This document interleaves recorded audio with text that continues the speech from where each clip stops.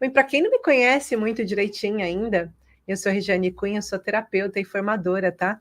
E trabalho diretamente com pacientes com ansiedade e depressão. Dou formação também para terapeutas que desejam, né, tá nessa área da especialidade de depressão e ansiedade. E estou aqui hoje com todo o meu carinho, trazendo aqui conteúdo para vocês, fazendo com que vocês possam estar cada vez mais preparados para atuar com pacientes ansiosos e depressivos. Existe uma grande carência de profissionais e de bons profissionais, vou trazer aqui a palavra bons profissionais, que trabalhem e atendam pacientes com ansiedade e depressão, e é muito importante. Eu sei que muitos de vocês, uma das inseguranças que eu mais vi no questionário, né, de vocês, é essa questão de poder diagnosticar com assertividade, de vocês conseguirem trazer resultados para pacientes, e o quadro depressivo, de certeza absoluta, é um dos quadros que mais pode gerar uma atenção dizendo, meu Deus, como que eu vou ajudar um paciente depressivo? Então, falar para vocês o que a gente precisa fazer para estar olhando para um paciente depressivo. E eu vou dividir isso com todo o meu carinho. O objetivo é a gente conseguir compreender o que está acontecendo com o paciente depressivo primeiro. Não tem como nós falarmos de erros a evitar quando nós vamos tratar um paciente com depressão se nós não conseguimos olhar e entender que aquele paciente está com depressão. E existem alguns pontos que eu quero já começar falando de alerta. A depressão é uma questão muito delicada, porque muitos profissionais não querem olhar para a depressão, não conseguem olhar para a depressão. Eu costumo dizer que quem já passou pela depressão tem mais olhar que possa ajudar do que, às vezes, alguns profissionais. Isso tudo porque a depressão em si, ela é um lugar bastante delicado do paciente. Eu quero começar já trazendo aqui um exemplo para vocês conseguirem identificar a depressão de uma forma um pouco mais assertiva. Porque muitas pessoas falam sobre o vitimismo. Até dentro do nosso questionário surgiu muito essa palavra do vitimismo, né? Como entender que aquele paciente não está se vitimizando. E, na verdade, muitas pessoas não conseguem compreender que, de fato, aquele paciente tem dificuldade de sair da cama. Que por mais que ele tenha dentro dele um desejo enorme de sair, nem sempre ele consegue. Às vezes ele tem desejo de lavar uma louça e o corpo dele não acompanha, os braços pesam, ele tem que desistir no meio do caminho.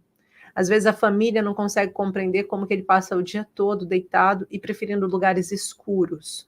E tem pouca atividade dentro da casa. E com uma única frase que eu vou trazer aqui, não vou dizer uma frase, é mais do que uma frase que eu vou dizer, vocês vão conseguir compreender todo o estado depressivo e perceber que a gente tem que aprender a olhar de uma forma diferente para o paciente depressivo, porque senão a gente vai ter sempre os mesmos resultados, e são resultados que estão aquém do necessário, né?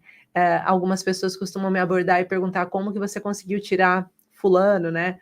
Como que você conseguiu ajudar a Sandra a sair de uma depressão de 18 anos de depressão, tomando 6 medicamentos por dia, e hoje ser uma pessoa que não toma medicação nenhuma e ter saído sem usar nada, sem questões de terapias eletroestimulativas ou coisas tão intrusivas, né? Processos tão intrusivos. E eu sempre costumo dizer, olhando para onde a gente precisa olhar. E se você aprende a olhar para o que a gente precisa olhar, a gente tem muito mais resultados, terapeuta. E é isso que eu quero que a gente tenha durante esse evento, que você entenda que dá para ter muito mais resultados olhando da forma correta para o paciente. Então, eu vou trazer essa pequena história aqui para vocês, não é uma história, é uma forma de vocês conseguirem compreender. Eu gosto muito, eu não sei se é porque eu já sou formadora há algum bom tempo, né, mas eu gosto muito de trazer exemplos práticos para vocês conseguirem entender, porque o nível de compreensão de cada um aqui está em tempos diferentes. Então, para ser fácil para todo mundo. Então, primeira coisa, eu quero que você imagine um cão que foi para a rua, e quando chegou lá na rua, tinha um outro bando de cães que o atacou, tá? Atacou ele, mordeu ele, machucou ele ficou todo machucado, ele não conseguiu se defender, ele foi mordido por vários lados, vários cães distintos, e depois a primeira coisa que esse cão vai fazer é procurar um espaço para ele poder se acolher, se esconder, para não ser atacado novamente. Esse é o primeiro ponto, ele vai se esconder para ele não ser atacado novamente. Ele não está conseguindo lidar porque ele tem tantas feridas e todas as feridas estão sangrando tanto que ele necessita se esconder. Quando ele se esconde, ele fica extremamente assustado com qualquer barulho, com qualquer situação, com qualquer movimentação. Ele vai preferir um lugar que esteja mais escuro para ele ter o controle do lugar onde ele está e que ele não seja visto. Logo em seguida, passado alguns dias, ele ainda com as feridas, ele não vai sair daquela caverna para beber água, ele não vai sair para procurar comida, ele vai preferir passar fome escondido do que se expor para poder se alimentar. Quando a gente fala sobre essa história que eu trouxe aqui para vocês de um cão, eu não estou querendo comparar uma pessoa com um cão, mas estou lembrando que o nosso cérebro ele tem origem reptiliana. E se o nosso cérebro ele tem origem reptiliana, significa que tudo que a gente faz instintivamente está no cérebro reptiliano, que seria o nosso tronco encefálico, que está aqui, e esse pedacinho do bulbo, o primeiro bulbo que tem. Então, nós somos regidos por um instinto de sobrevivência quando nós estamos no estado depressivo. O que significa que a partir do momento em que você foi demasiadas vezes atacada por pessoas, ou que falaram frases que te magoaram a alma, que te feriram, que o seu coração está sangrando e que você sente o seu coração sangrar, você sente que você não está conseguindo lidar com aquela informação toda, você está passando por um processo atrás do outro, às vezes você mal se recuperou e vem alguém e cai tudo de novo. De acordo com essa questão que está acontecendo na sua história, na história do seu paciente, essa depressão vai chegando e ele sente que ele está ferido demais. E o que ele vai precisar fazer se ele está ferido demais, que eu acabei de dizer para vocês? Ele vai precisar se esconder.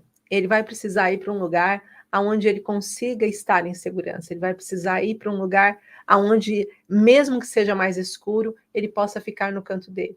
Ele vai recusar convites para sair. Ele vai recusar aquelas comidas que ele sempre gostou.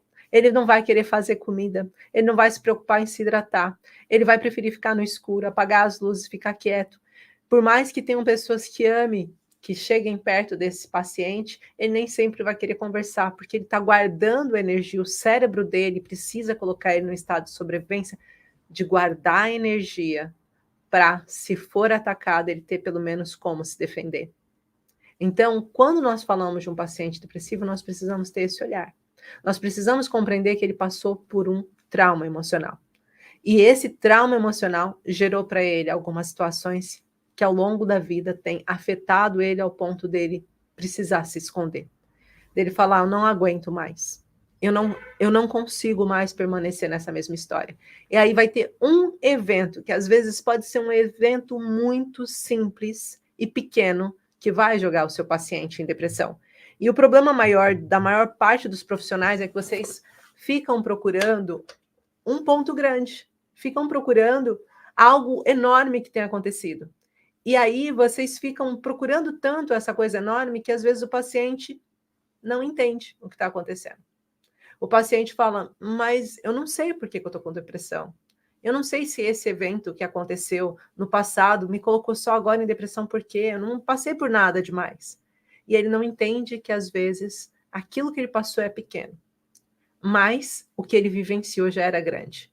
Então, a gente fala sobre a última gota, o processo da gotinha que vai dentro do copo.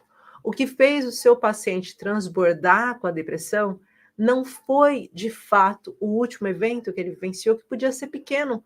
Pode ser que a mãe desse paciente falou de uma forma mais agressiva para ele, né? Ele já adulto, ali lidando com a própria vida, e de repente vê uma mãe que vai e chama a atenção de um jeito que ele se sentiu ofendido novamente. E aí, a partir daí, ele começa a entrar num processo depressivo. E você, como terapeuta, vai olhar para ele e vai pensar, isso não é suficiente para ter entrado em depressão. Isso não sei se isso seria uma situação que colocaria o meu paciente em depressão. Aí você esqueceu que não se trata da última gota, mas das gotas todas que tem no copo. E